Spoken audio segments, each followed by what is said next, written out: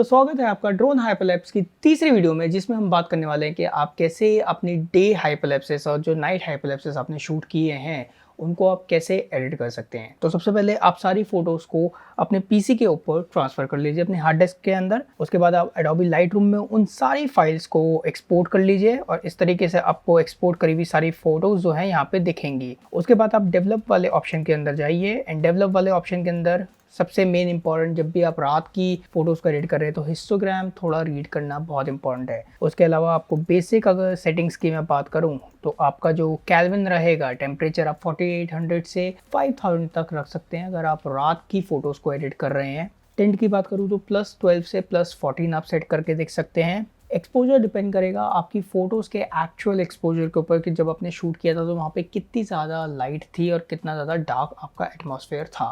Contrast को आप +5 पे रख सकते हैं ताकि आपके ब्लैक एंड वाइट के अंदर थोड़ा सा डिफरेंशिएट आए। अब उसके बाद जो मेन इंपॉर्टेंट चीज़ आती है वो है आपकी हाईलाइट एंड वाइट्स। अगर आपको लगता है कि आपकी हाइपरलैप्स के अंदर काफ़ी ज़्यादा लाइट्स हैं, ट्रैफिक लाइट्स हैं, तो आप हाईलाइट्स को थोड़ा कम कर सकते हैं और वाइट वाले पार्ट को भी आप माइनस में रख सकते हैं ताकि आपकी वो ओवर एक्सपोज जो लाइट्स हैं वो अंडर एक्सपोज या नॉर्मल एक्सपोजर में आ जाएँ। उसके अलावा आप शेडो वाले को भी +18 या +20 या +30 रख सकते हैं ताकि आपके ओवरऑल शॉट के अंदर, अगर मैं आपको बिल्कुल कम करके दिखाऊं तो आप देखेंगे आपका ओवरऑल शॉट जो है वो थोड़ा सा डार्क हो जाता है। शेडोज़ इंक्रीज़ करने के बाद आपके शॉट के अंदर थोड़ी सी जो लाइट है वो इंक्रीज़ हो जाती है, तो इसकी वजह से आपको आपके नाइट शॉट्स भी जो है वो हल्के से ब्राइट दिखेंगे। अब ब्लैक वाले बार को भी आप अपने अकॉर्डिंग सेट कर सकते हैं। उसके अलावा थोड़ा सा और कॉन्ट्रास्ट इंक्रीज करने के लिए आप डीहेज वाले पार्ट के साथ, डीहेज वाले बार के साथ थोड़ा सा प्ले कर सकते हैं। जैसे आप डीहेज वाले बार को इंक्रीज करेंगे तो आपके जो कलर्स हैं वो और ज़्यादा पॉप अप होंगे, आपके शॉट के अंदर और ज़्यादा जो कॉन्ट्रास्ट है वो इंक्रीज होगा। तो आप इसके साथ भी थोड़ा सा प्ले कर सकते हैं। आप +20 या +10 तक रख सकते हैं, that I found which is best. उसके अलावा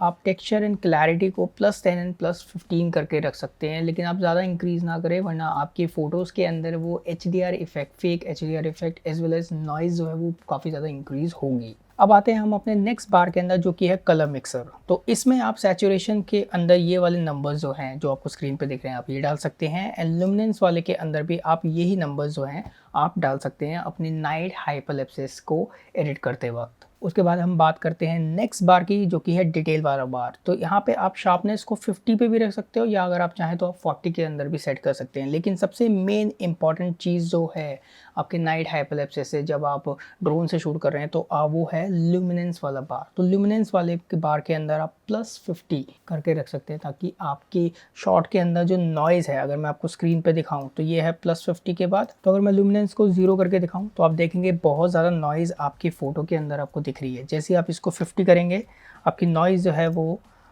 कुछ हद तक हट जाएगी। हम इसको बिल्कुल इंक्रीज़ नहीं करेंगे, 60, 70, 80 या 100 नहीं करेंगे, वरना आपकी जो फ़ोटोज़ है वो बहुत ही ज़्यादा वैक्स टाइप बन जाएंगी और बहुत ज़्यादा फेक आपको लगनी शुरू हो जाएंगी। उसके बाद आते हैं हम लेंस करेक्शन वाले ऑप्शन के अंदर। तो यहाँ पे आपको प्रोफाइल के अंदर ही DJI का ऑप्शन दिख जाता है और DJI के अंदर आपको काफ़ी सारे जो आपके DJI प्रोडक्ट्स हैं, चाहे वो आपका ऑस्मो है, चाहे वो आपके ड्रोन्स हैं, उनके नंबर्स यहाँ पे दिख जाएंगे। अगर आपका ड्रोन का नंबर यहाँ पे नहीं अवेलेबल है तो आप मैविक प्रो या फिर आप फैंटम सीरीज़ पे जा सकते हैं और आपको एग्जैक्टली सेम जो लेंस करेक्शन है आपकी फ़ोटोज़ के अंदर देखने को मिल जाएगा। उसके बाद जितने भी ऑप्शंस हैं हम उन सबको छोड़ देंगे। अब सब कुछ एक फ़ोटो को एडिट करने के बाद, ये हमने एक फ़ोटो एडिट करी है, उसके बाद हम Ctrl+A दबाएंगे अपने कीबोर्ड में। अगर आप मैक यूज़र हैं तो आप कमांड A दबा सकते हैं। तो आपकी सारी फ़ोटोज़ यहाँ पे सेलेक्ट हो गई हैं। उसके बाद आपको नीचे ऑप्शन दिखता है सिंक का, आप सिंक वाले ऑप्शन के ऊपर क्लिक करेंगे, यहाँ से चेक ऑल के ऊपर क्लिक करिए और यहाँ से सिंक्रोनाइज़ कर दीजिए। तो आपकी सारी फ़ोटोज़ जो हैं इसी सेटिंग्स के साथ सिंक्रोनाइज़ हो जाएंगी। सिंक्रोनाइज़ होने के बाद आप राइट क्लिक कर सकते हैं एंड यहाँ पे आप एक्सपोर्ट वाले ऑप्शन पे आ सकते हो और यहाँ से एक्सपोर्ट के ऊपर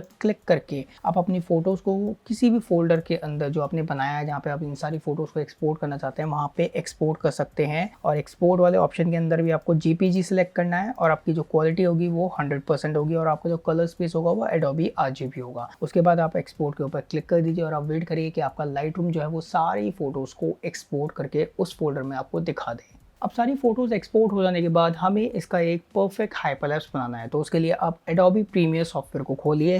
Adobe Premiere सॉफ्टवेयर जैसे आप खोलेंगे आपको कुछ इस तरीके का UI दिखेगा। यहाँ पे आपको न्यू प्रोजेक्ट दिखता है, आप न्यू प्रोजेक्ट के ऊपर क्लिक करिए और यहाँ से आप अपने प्रोजेक्ट को कुछ भी नाम दे सकते हैं। न्यू प्रोजेक्ट को नाम देने के बाद आप नीचे ओके पे प्रेस करिए तो न्यू प्रोजेक्ट में आप इफेक्ट वाले पैनल के ऊपर क्लिक करिए और यहाँ पे आपको लेफ्ट साइड पे दिखेगा प्रोजेक्ट पैनल। अगर आपको प्रोजेक्ट पैनल नहीं दिख रहा तो आप विंडोज वाले ऑप्शन के अंदर जाइए, यहाँ पे आपको प्रोजेक्ट दिखता है और यहाँ पे आपको ड्रोन हाइपरलैप्स जो आपने प्रोजेक्ट का नाम दिया था वो आपको दिख जाएगा, उसके ऊपर आप क्लिक कर दीजिए। इंपोर्ट मीडिया टू स्टार्ट वाले ऑप्शन के अंदर आइए, यहाँ पे राइट क्लिक करिए, यहाँ पे आपको न्यू आइटम के अंदर दिखेगा सीक्वेंस का ऑप्शन। सीक्वेंस वाले ऑप्शन पे जाइए, यहाँ पे आपको बहुत सारे ऑप्शंस देखने को मिलेंगे। हम जाएंगे रेड R3D के अंदर और उसके अंदर आपको 4K का ऑप्शन यहाँ पे दिखता है। आप 4K वाले ऑप्शन के अंदर आएंगे और यहाँ पे आपको डिफरेंट रेजोल्यूशन विद FPS आपको 4K दिख जाएगा, लेकिन हम जाएंगे यहाँ पे 23.976 के ऊपर और यहाँ पे हम ओके प्रेस कर देंगे। अब आपकी एक टाइमलाइन बन गई है जो 4K 24 FPS या 23.9 FPS वाली है। उसके बाद हम दोबारा यहाँ पे इंपोर्ट वाले ऑप्शन के अंदर आएंगे, यहाँ पे हम राइट क्लिक करेंगे,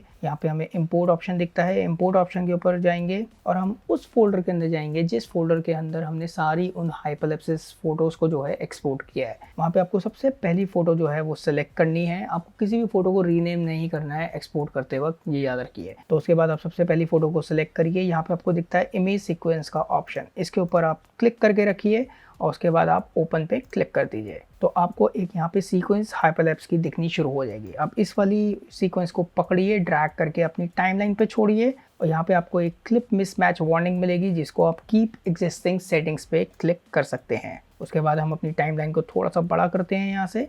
अब हमने क्योंकि टाइमलाइन जो थी वो 4K बनाई थी और जो हमारी फ़ोटो थी वो 4K से ज़्यादा बड़ी है, तो हमें इसको परफेक्टली फिट करने के लिए पहले राइट क्लिक करेंगे, नीचे आएंगे, यहाँ पे हमें दिखता है सेट टू फ्रेम साइज का option. Set to frame size option के ऊपर क्लिक करेंगे, ये यहाँ पे हमें ब्लैक बार्स दिखने शुरू हो गए हैं। तो ब्लैक बार्स को फिल करने के लिए हम आएंगे इफेक्ट कंट्रोल पैनल के अंदर। अगर आपको इफेक्ट कंट्रोल पैनल नहीं दिख रहा है तो विंडोज के अंदर जाइए, यहाँ पे आपको दिखता है इफेक्ट कंट्रोल्स का ऑप्शन। इफेक्ट कंट्रोल वाले ऑप्शन पे क्लिक करिए और आपको कुछ इस तरीके के ऑप्शन दिखने यहाँ पे शुरू हो जाएंगे। तो हमें रहना है स्केल वाले ऑप्शन के अंदर और पोजिशन वाले ऑप्शन के अंदर। स्केल का मतलब ये है कि आपकी जो फाइल है वो बड़ी और छोटी होगी, एंड पोजीशन का मतलब ये है कि एक्स एक्सेस और वाई एक्सेस पे आप अपनी फाइल को हिला सकते हैं। यहाँ से आप अंडू कर सकते हैं जो भी आपने सेटिंग्स करी थी। सो आई फाउंड कि आप जब 4K टाइमलाइन बनाते हैं और उसके अंदर जब आप ड्रोन हाइपरलैप्सिस डालते हैं तो 73.6 स्केल जो है वो परफेक्ट फिट होता है आपके टाइमलाइन के हिसाब से। उसके बाद आप पोजीशन वाले बार से अपनी फाइल को ऊपर या नीचे अपने अकॉर्डिंग कंपोज कर सकते हैं। अगर आपको चाहिए कि आपको थोड़ा सा जो स्पेस है वो ऊपर की तरफ चाहिए या नीचे की तरफ चाहिए तो आप यहाँ से उसको सेट कर सकते हैं।